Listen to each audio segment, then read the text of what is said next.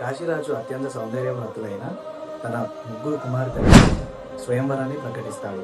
ఈ స్వయంవరానికి ప్రపంచంలోని నలుమూలల నుండి రాజులందరూ వస్తారు. అయితే ఈ స్వయంవరం విషయాన్ని తెలుసుకున్న భీష్ముడు తన తమ్ముడైన విచిత్ర వీరునికి ఆ ముగ్గురు కన్యల నుంచి వివాహం చేయాలని నిశ్చయించుకుంటాడు.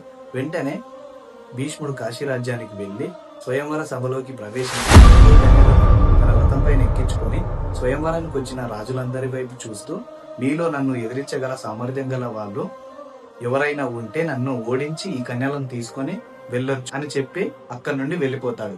భీష్ముడు విసిరిన సవాల్ను స్వీకరించిన రాజులందరూ తమ ఆయుధాలను తీసుకొని భీష్ముడిపై విరుచుకుపడతారు.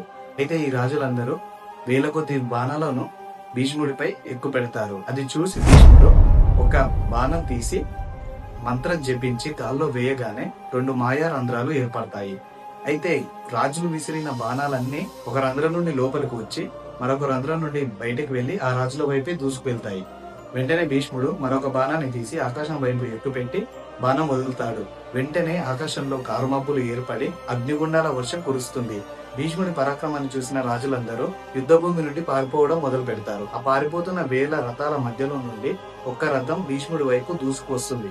ఆ రథం పైన ఉన్న రాజు ఎవరు?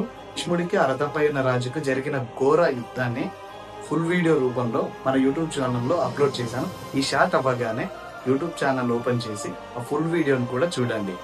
అలాగే ఈ షార్ట్ కి మరియు వీడియోకి లైక్ చేసి ఛానల్ ని సబ్స్క్రైబ్ చేసి